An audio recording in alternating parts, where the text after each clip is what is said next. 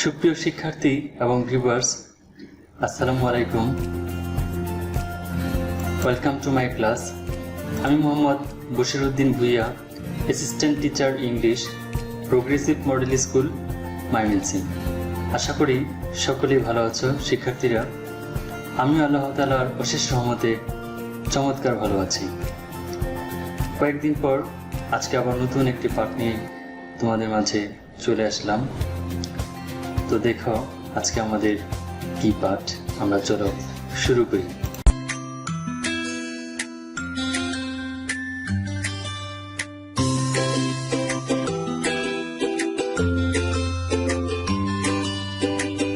Look at the picture. এই ছবিগুলো দেখো। এখানে তোমরা কয়েকটা ছবি দেখতে পাচ্ছ। একটা ছবি আছে, দেখো তো এটা কে, দেখো তো উনি কে, দেখো তো উনি কে। এখানে 4টা ছবি আছে। তো এই ছবিগুলো দেখে তোমরা কি ভাবছ? তোমরা ভাবো তো যে আজকের পাঠের বিষয়টা আমাদের কি হতে পারে, বা এই নারীগুলো কে বা তাদের কি অবদান। এগুলো হচ্ছে গ্রেট ওমেন, তাদের অনেক অবদান রয়েছে, তারা হচ্ছে মহিষী নারী। তাহলে ভাবো তো আমাদের আজকের পাঠের বিষয়টা কি হতে পারে। আশা করি তোমরা বুঝতে পেরেছ। আজকে আমাদের এই মহিষী নারীদের মাঝে আমরা একজনের বিষয়ে আলোচনা করব, আমাদের পাঠের অন্তর্ভুক্ত। Hour today's lesson is class 7 English first paper unit 5 lesson 1 এর অন্তর্ভুক্ত বেগম রোকেয়া পার্ট 1। আমরা যে মহিষী নারীগুলো দেখলাম কয়েকজন, এদের মাঝে প্রথম যিনি ছিলেন বেগম রোকেয়া, সেই সম্পর্কে আমাদের লেসন 1 এর পার্ট 1টা আজকে আমরা পড়া করব। কেমন? আশা করি তোমরা সঙ্গেই থাকবে। Let's start it. শুরুতে আমি বরাবরের মতো জানিয়ে দিচ্ছি আমাদের আজকের পাঠের লার্নিং আউটকামসগুলো কি। আমরা এই পাঠটা শেষে আজকে কি কি শিখতে পারবো, কি কি জানতে পারবো।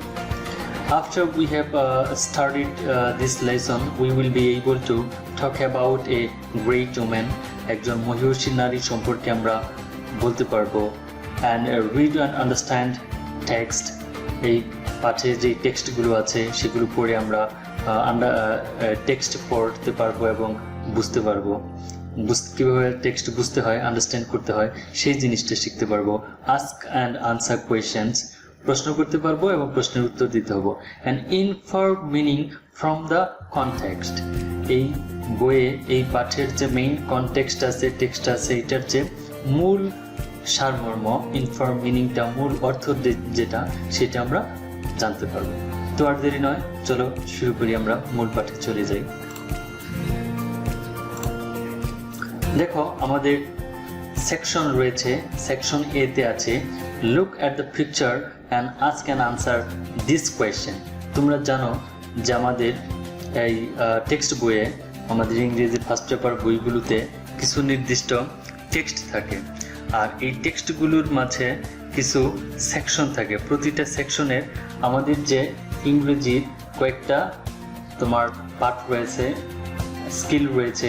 যেমন আমরা জানি 4 স্কিল রয়েছে ইংলিশে: listening, speaking, reading and writing. আর এই সেকশনগুলো এমনভাবে সাজানো এই বইগুলো যে এক একটা সেকশনে আমাদের এক একটা কাজ করানো হয়, এক একটা স্কিল ডেভেলপমেন্ট হয়। তো আমরা দেখো সেকশন এটা শুরু করি। Look at the picture and ask and answer this question. এই ছবিটি দেখো এবং নিচের প্রশ্নগুলো করো এবং উত্তর দাও। দেখো 1 নম্বর প্রশ্নটা হচ্ছে number 1, who is the women? এই ভদ্রমহিলাটি কে? নাম্বার 2 হচ্ছে what do you know about her? তুমি কি জানো? তাহলে তোমরা তো অনেকেই জানো, তোমরা চিনো ওনার সম্পর্কে, উনি কে বা ওনার সম্পর্কে কি কি জানো। তারপরেও আমি বলে দিচ্ছি, নাম্বার 1 প্রশ্নটা আনসার হবে হু is the women? The woman is Begum Rokeya, a famous writer and a social worker. এই ভদ্রমহিলাটি কে? উনি হচ্ছে একজন মহিষী নারী, তার নাম হচ্ছে বেগম রোকেয়া, যিনি কিনা এ famous writer and a social worker, একজন বিখ্যাত লেখিকা ছিলেন এবং সমাজকর্মী ছিলেন। ওকে, 1 নম্বর প্রশ্ন চলে গেল। Number 2, what do you know about her? তার সম্পর্কে তুমি কি জানো? আমরা কি জানি? Begum Rokeya was a famous writer and a social worker. আমরা জানি যে বেগম রোকেয়া একজন বিখ্যাত লেখিকা, পাশাপাশি একজন সমাজকর্মী। And she was born in 1880। সে 1880 সালে জন্মগ্রহণ করেন। And she was self educated and learned Bengali and English from her brother. সে নিজেই পড়াশোনা শিখেছেন এবং তার ভাইয়ের কাছ থেকে বাংলা এবং ইংরেজি শিখেছেন। And her aim was to establish women's rights in society. আর তার জীবনের লক্ষ্য ছিল সমাজে নারীদের অধিকার প্রতিষ্ঠা করা। এই লক্ষ্যেই তিনি সারা জীবন কাজ করে গিয়েছেন। কেমন? তাহলে আমরা সেকশন এ এই প্রশ্ন দুটার উত্তর আমরা পেয়ে গেলাম। তো চলো আমরা নেক্সট সেকশনে চলে যাই। সেকশন বিতে রয়েছে রিড অ্যাবাউট বেগম রোকেয়া। এই বেগম রোকেয়া সম্পর্কে তোমাদের ফার্স্ট পেপার টেক্সটে এই টেক্সটগুলো দেওয়া আছে। এই টেক্সটার সম্পর্কে আমাদের পড়তে হবে, টেক্সটটা পড়তে হবে এবং বুঝতে হবে কি কি আছে। তো যেহেতু তোমরা ক্লাস 7-এ পড়ো, তোমরা সবাই এটা বাংলা মিনিংটা নিজে পড়তে পারবে না, আন্ডারস্ট্যান্ডিং করতে পারবে না। অনেক ওয়ার্ড মিনিং তোমরা খুঁজে পাবে না এখান থেকে, অনেক অপরিচিত শব্দ তোমাদের রয়েছে। তো শুরুতেই আমরা চলে এক কাজ করি, আমরা কয়েকটা ওয়ার্ড মিনিং জেনে নিই, কেমন? তারপর আমরা টেক্সটের আলোচনা করব। Number 1, society. সোসাইটি মানে কি? সোসাইটির অর্থটা কি হতে পারে? আমি একটা চিত্র দেখাচ্ছি, এই ছবিটি দেখে তোমরা ভাবো তো যে সোসাইটি শব্দের অর্থটা কি হচ্ছে, কি হতে পারে, বা এই ছবিতে কি মিন করছে। অনেকগুলো মানুষ দেখো, এখানে ছোট বড়, বাবা মা, ভাই বোন, বয়োজ্যেষ্ঠ আছে, হ্যাঁ, সকল ক্যাটাগরির মানুষ আছে। এদেরকে নিয়ে কি হয়? এই ছবিটি দিয়ে তোমরা কি বুঝছো? এই সোসাইটি শব্দের বাংলা অর্থটা কি হতে পারে? সোসাইটি মানে হচ্ছে একটা গ্রুপ, কমিউনিটি, অ্যাসোসিয়েশন, একটা সমাজ বা গোত্র। আমরা যদি একেবারে বাংলা অর্থ বলতে চাই আবিধানিক অর্থ, ডিকশনারি ওয়ার্ড, তাহলে আমরা বলবো সমাজ। আমরা পরের ওয়ার্ডে চলে যাই। দেখো, ল্যান্ডলর্ড। এইটার একটা ছবি দেখো, এই ছবিটা দেখো তো, ভাবো তো তোমরা বুঝতে পারো কিনা ল্যান্ডলর্ড কি হতে পারে। দেখো, এখানে লোকটার হাতে একটা বাড়ি রয়েছে আর একটা চাবি আছে। তাহলে ভাবো তো এইগুলো থেকে, এই ছবিটা দেখে ল্যান্ডলর্ড মানে কি আমি বলে দিচ্ছি। দেখো, আশা করি তোমরা বুঝতে পেরেছ। ল্যান্ডলর্ড মানে হচ্ছে মাস্টার বা ল্যান্ড ওনার, ভূস্বামী, ভূমির মালিক। আমরা নেক্সট ওয়ার্ডে চলে যাই। এনকারেজ। এনকারেজ শব্দের অর্থটা কি হতে পারে? এই ছবিটা দেখে তোমরা ভাবো তো যে এনকারেজ শব্দের অর্থটা কি, এই ছবিটা দিয়ে কি মিন করছে। একজন শিক্ষার্থী পড়াশোনা করছে আর তার ম্যাডাম বা বয়োজ্যেষ্ঠ একজন তাকে কি করছে? এনকারেজ করছে। তাহলে বলো তো এনকারেজের অর্থটা কি হতে পারে? আমরা দেখে নিই। এনকারেজ মানে হচ্ছে গিভ সাপোর্ট অথবা ইন্সপায়ার অ্যান্ড মোটিভেট। কাউকে সাপোর্ট করা, সাহায্য করা, উৎসাহ দেওয়া, মোটিভেট করা হচ্ছে এনকারেজ, উৎসাহ প্রদান করা। আমরা যদি একেবারেই আবিধানিক অর্থ জানতে চাই, ডিকশনারি অর্থ, বাংলা অর্থ, তাহলে হবে উৎসাহ প্রদান করা, এনকারেজ করা, উৎসাহ প্রদান করা। সো আমরা নেক্সট একটা ওয়ার্ডে চলে যাই। দেখো, কমিউনিকেশন। আর দেখো, এখানে একটা ছবি রয়েছে। এই ছবিতে কি করছে? এই কার্টুনটার হাতে একটা ডিভাইস রয়েছে আর সে তার কানে ধরেছে, সে শুনছে, আর একজন এই ডিভাইসের থেকে সে কিছু বলছে অপর প্রান্ত থেকে। তার মানে কি? কমিউনিকেশনের অর্থটা তোমাদের কি হতে পারে? তোমরা ভাবো তো কমিউনিকেশন মানে কি হতে পারে? আমরা দেখে নিচ্ছি। কমিউনিকেশন মানে হচ্ছে এক্সচেঞ্জিং অফ ইনফরমেশন, তথ্যের আদান প্রদান বা ট্রান্সমিশন, তথ্যের আদান প্রদান, যোগাযোগ। কমিউনিকেশন মানে হচ্ছে যোগাযোগ। ওকে, তো চলো আমরা পরবর্তী ওয়ার্ডে চলে যাই। মেরি। এখানে মেরি আর এই ছবিটা দেখে তোমরা কি বুঝতে পারছো? একজন আরেকজনকে রিং পরিয়ে দিচ্ছে। এই দৃশ্যটা আমাদের সকলের কাছে পরিচিত, তোমরা সবাই জানো। মেরি মানে হচ্ছে ওয়াইড বা জয়েন বা ইউনিফাই, একত্রিত হওয়া, হ্যাঁ, যোগ হওয়া, একসাথে পথ চলা। আমরা অ্যাকচুয়াল ওয়ার্ডের যেটাকে বাংলা বলি বিয়ে করা। পরবর্তী ওয়ার্ডে চলে যাই। দেখো কোঅপারেটিভ, কোঅপারেটিভ। আর এইখানে একটা ছবি আছে, এই ছবিটাতে কি দেখতে পাচ্ছি, দেয়ার ইজ এ টেবিল, এটা হচ্ছে একটা টেবিল এবং চারপাশে চারজন আছে। তারা চারজনে কি করছে, একসাথে মিলে, সবাই একসাথে মিলে টেবিলটাকে আপ করার, উপরে ওঠানোর চেষ্টা করছে। তাহলে কোঅপারেটিভের অর্থটা কি হতে পারে আমরা দেখে নিই। দেখো এই ছবি দেখে তোমরা ভাবো তো কোঅপারেটিভ মানে কি।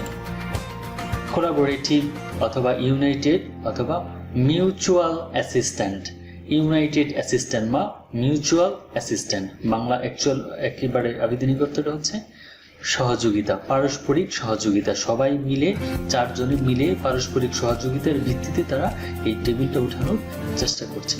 তাহলে আমরা এই উপরের লেসন থেকে নতুন কিছু ওয়ার্ড জেনে নিলাম, কেমন? নতুন কিছু ওয়ার্ড আমরা জেনে নিলাম। তাহলে আমরা মূল পেসেজে চলে যাই। আমরা বাংলা অনুবাদটা করে নিই। আমাদের section B, Begum Rokeya 1880 to 1932। এখানে দেখো এই ব্র্যাকেটে যে দুইটা সন যখন লেখা হয় একজন ব্যক্তির সাথে, নামের সাথে, তখন বোঝায় যে প্রথম সনটা হচ্ছে তার জন্মের সময় সন, জন্ম তারিখ, আর শেষেরটা হচ্ছে তার মৃত্যুর সময় বা মৃত্যুর তারিখ আমরা জানি। তাহলে Begum Rokeya was a famous writer and a social worker. Begum Rokeya ছিলেন একজন বিখ্যাত লেখিকা এবং একজন সমাজকর্মী। She lived in undivided Bengal in the early 20th century। সে অবিভক্ত বাংলার 20 শতকের শুরুর দিকে অবিভক্ত বাংলায় বাস করতেন। And she believed that women should have the same rights and opportunities as men have in the society। এবং সে বিশ্বাস করতেন যে women should have same rights and opportunities as men have in the society। তিনি বিশ্বাস করতেন যে নারীদেরও পুরুষের মতো সমান সুযোগের অধিকার রয়েছে সমাজে। তিনি বিশ্বাস করতেন যে সমাজে পুরুষের পাশাপাশি নারীদেরও সমান সুযোগের অধিকার রয়েছে, সুযোগ সুবিধার। So she fought for their cause throughout her life। আর সুতরাং সে এই জন্যই তার জীবন উৎসর্গ করেন এবং তার সারা জীবন সে যুদ্ধ করেন এই অধিকারের, নারীদের অধিকারের জন্য। Begum Rokeya was born in a village called Pairaband, Rangpur in 1880। Begum Rokeya রংপুরের পায়রাবন্দ গ্রামে 1880 সালে জন্মগ্রহণ করেন। Her father Zahiruddin Muhammad Abu Ali Haider Saber was an educated landlord. তার বাবা জহিরুদ্দিন মুহাম্মদ আবু আলী হায়দার সাবের একজন শিক্ষিত, উচ্চশিক্ষিত ভূস্বামী ছিলেন। Rokeya was married to Khan Bahadur Sakhawat Hossain in 1896। আর বেগম রোকেয়া তিনি কি করেন, 1896 সালে খান বাহাদুর শাকওয়াত হোসাইনকে বিয়ে করেন। Her husband was the deputy magistrate of Bhagalpur. তার হাজব্যান্ড ছিল ভাগলপুরের একজন deputy magistrate. And now a district in the Indian state of Bihar. আর এই ভাগলপুরটা কোথায় এখন বর্তমানে? ইন্ডিয়ান স্টেট, বিহার রাজ্যের একটা জেলা শহর, district. And he was very cooperative and always encouraged Rukia to go on with her activities। সে খুবই সহযোগিতাপূর্ণ ছিল, মানসিকতার ছিল, এবং সে সবসময় রুকিয়াকে এনকারেজ করত, উৎসাহ করত তার কাজকর্ম চালিয়ে যাওয়ার জন্য।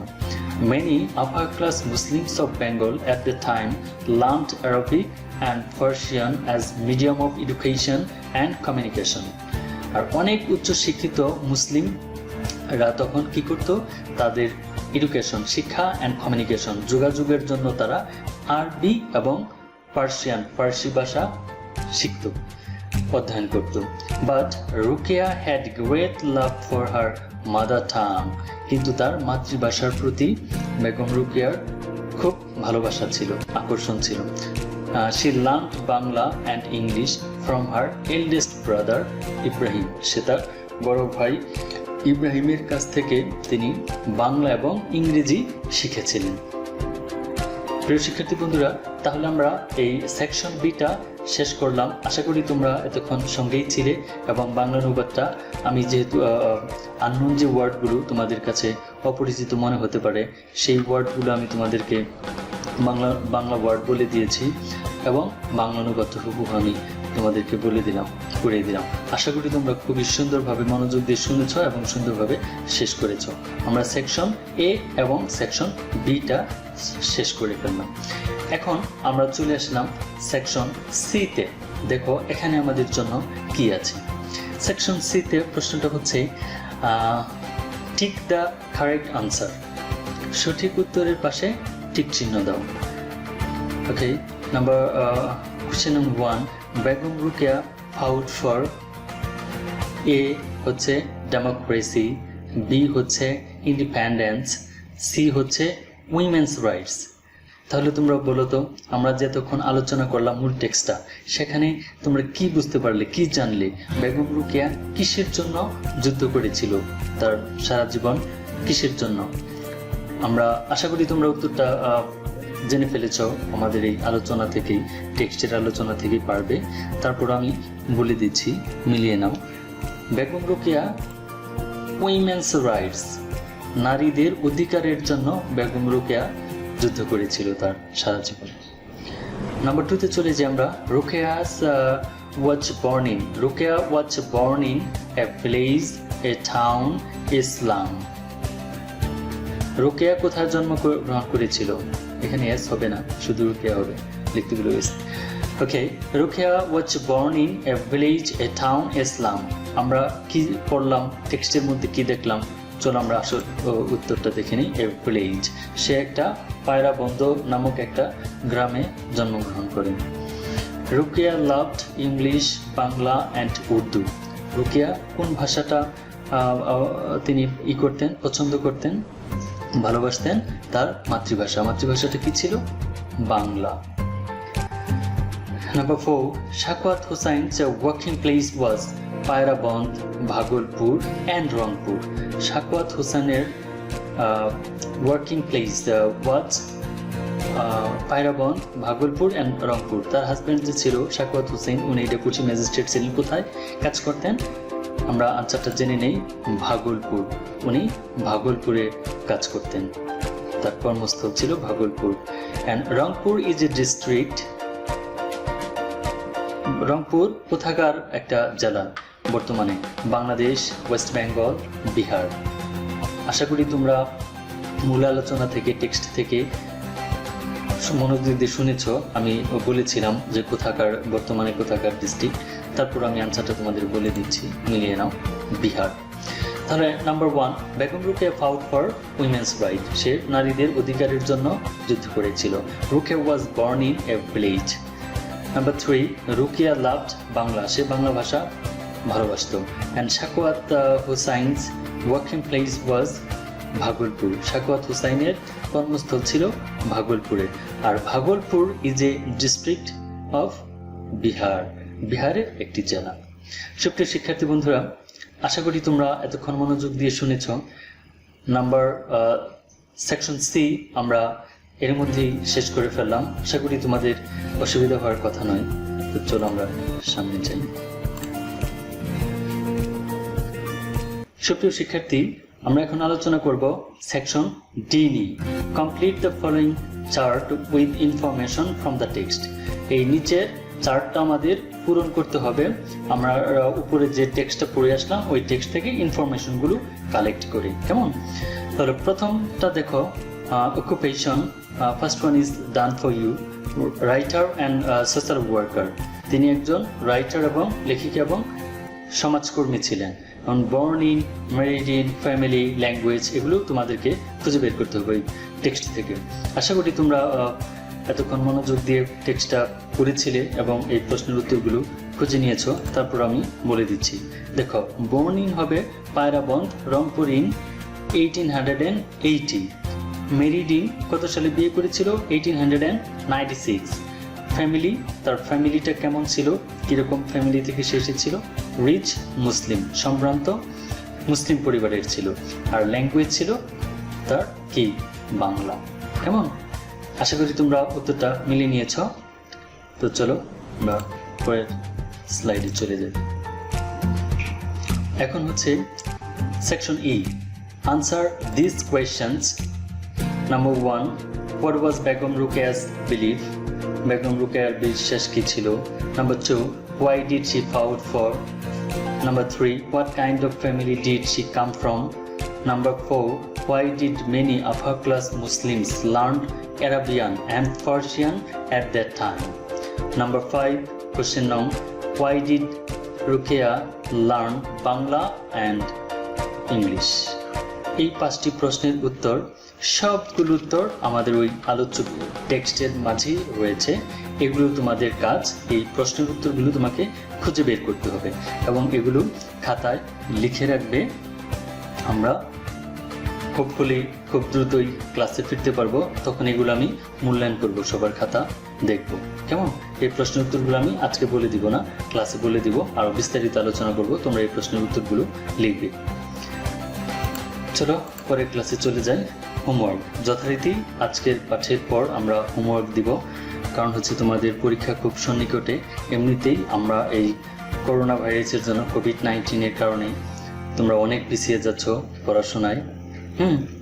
তো আমাদের সিলেবাসটা যাতে দ্রুত শেষ হয়, এই জন্য আমি পাঠের বাইরে আমি পাঠের প্রশ্নগুলোই তোমাদের পড়া রাখতাম বাড়ির কাজ, কিন্তু সিলেবাসের দ্রুততা শেষ হওয়ার জন্য আমি রাইটিং পার্ট থেকে ফার্স্ট পেপারেরই তোমাদের এই ইংলিশ ফার্স্ট পেপারেরই একটা রাইটিং পার্ট, এই লেসনের সাথে সাথে একটা রাইটিং পার্টও প্রতিদিন পড়া দিব। একটা লেসনের সাথে একটা করে রাইটিং পার্ট পড়া দিব, যাতে রাইটিংগুলো তোমাদের শেষ হয়ে যায়। কেমন? তো আজকের রাইটিং পার্টটা কি আমরা দেখে নিই। আজকের হোমওয়ার্কটি কি? Informal email. এটা আমাদের অর্ধবার্ষিক পরীক্ষার সিলেবাসভুক্ত একটা informal email. An email to your father asking for some money. বাবার কাছে কিছু টাকা চেয়ে একটা ইমেইল লিখতে হবে তোমাদের। এটা তোমাদের অর্ধবার্ষিক পরীক্ষার সিলেবাসভুক্ত আছে। হ্যাঁ, আর এই বাড়ির কাজগুলো বাড়ির কাজের খাতায় তারিখ দিয়ে আজকের কাজটা তোমরা এটা শিখে তারপর করে রাখবে। আমি ক্লাস খোলা হলে এই ক্লাসগুলো বাড়ির কাজের খাতাগুলো কিন্তু অবশ্যই মূল্যায়ন করব ইনশাল্লাহ। কেউ ফাঁকি দিবে না। আমি আবারও বলছি, আমি অবশ্যই এগুলো বাড়ির কাজের খাতা আমার প্রত্যেকটা ক্লাসের প্রত্যেকটা লেসনের আমি যে ক্লাসগুলো দিচ্ছি, যে বাড়ির কাজগুলো দিচ্ছি এবং ক্লাস অ্যাক্টিভিটিস ইভ্যালুয়েশনগুলো দিচ্ছি, এগুলো আমি সব মূল্যায়ন করব। কেমন? তাহলে অনেক কথা হলো। আশা করি তোমরা সঙ্গেই ছিলে। আজ আর কথা বাড়াবো না, আরেকদিন নতুন একটি ক্লাস নিয়ে আসবো। সে পর্যন্ত তোমরা পরিবার